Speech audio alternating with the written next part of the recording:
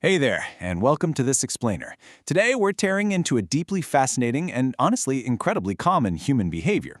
You know what I'm talking about, right? That graveyard of abandoned hobbies in your closet, the 3 untouched gym memberships, or maybe those brilliant million-dollar business ideas that just never saw the light of day. We're going to completely deconstruct that frustrating, confusing gap between dreaming huge and doing absolutely nothing. So, if you love figuring out how the human mind actually works, you are definitely in the right place, because the psychology behind this, it's mind-blowing. Have you ever met someone who dreams big but literally does nothing? Seriously, picture this person for a second. Maybe it's a friend, a coworker, or, hey, maybe it's you. No judgment here. They've got the immaculate vision boards, right? 10 registered domain names for businesses they haven't even started. The perfectly optimized morning routine mapped out, but zero actual output. They talk constantly about these massive dreams. They want the big success, the money, the completely different life, and they imagine it with absolute clarity. Plus, they genuinely believe they can pull it off.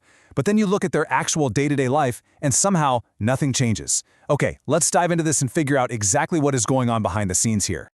Section 1. The Big Dreamer Paradox. Dreaming versus doing. You know, our immediate gut reaction from the outside is usually pretty judgmental. We look at them and assume, oh, they're just lazy, right? But psychology completely debunks this. It is absolutely not a lack of willpower. The reality is that their brain is actively tricking them. It's deploying these deep, subconscious psychological barriers that literally sabotage execution before they can take a single step. Section 2. The Illusion of Progress. Thinking versus doing. So, according to neuroscience, the human brain is actually a surprisingly terrible judge of reality versus vivid imagination. When someone is constantly visualizing and talking about their massive goals, their brain's reward center just floods with dopamine. It releases the exact same chemical satisfaction as actually doing the hard work. This creates a totally false sense of achievement, which dangerously reduces the real-world urgency to actually get up and take action. Because chemically speaking, your brain thinks the job is already done. And this leads right into a condition known as an addiction to potential. You see, talking about big dreams acts like a massive sugar rush for the ego. It generates this incredible high of excitement, limitless possibility, and future success, all without having to lift a single finger or face any real-world friction.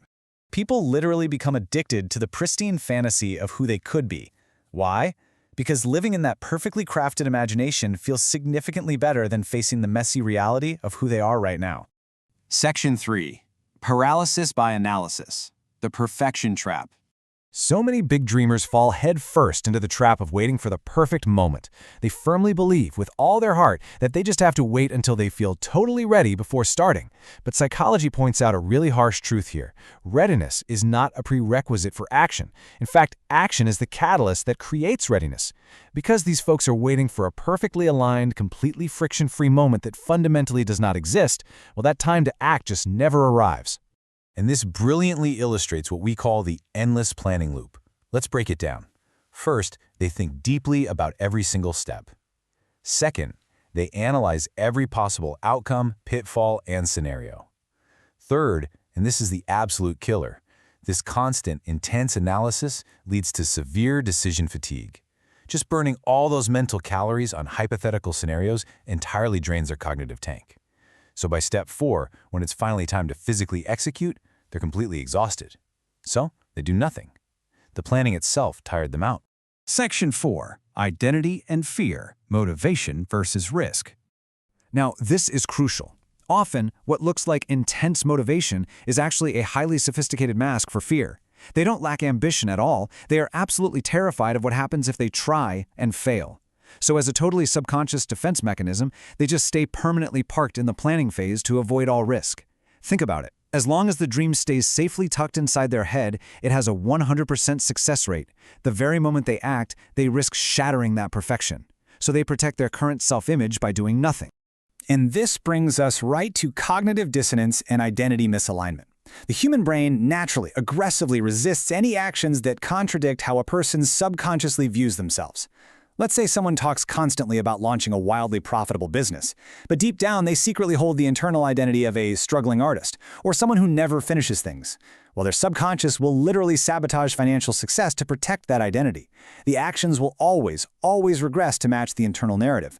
Which leads us to this truth. Action requires becoming someone different. Now, what's really interesting about this concept is the profound psychological weight behind it. To actually execute on a massive dream, you have to let go of your current comfortable self. It requires a sort of death of the ego. For the big dreamer who does nothing, shedding that old, safe identity to step into the complete unknown triggers the brain's deepest, oldest survival instincts. It makes the prospect of real change utterly terrifying.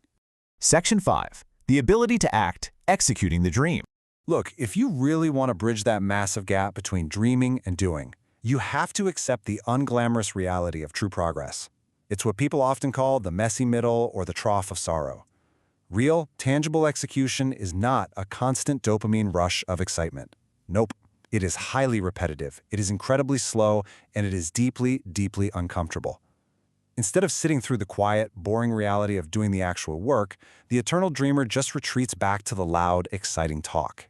So the crucial point is really seeing how starkly opposed these two mindsets are. The dreamer waits for the perfect time, right? But the doer acts long before feeling completely ready. The dreamer stays safely addicted to their own limitless potential, while the doer just sits down and ruthlessly tackles the repetitive, boring work. The dreamer protects their pristine self-image at all costs, but the doer, they willingly risk public failure, embarrassment, and major setbacks just to actually move forward. Which leaves us with this final, incredibly empowering truth. Having big dreams isn't rare at all. Everyone has them. But turning those dreams into reality, that is rare. And the dividing line between the two isn't about who has more natural talent, better resources, or just more luck.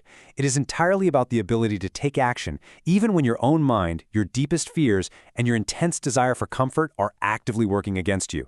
So the next time you find yourself stuck in that endless planning loop, you have to ask yourself, are you just feeding your addiction to potential? Or are you finally ready to do the boring work?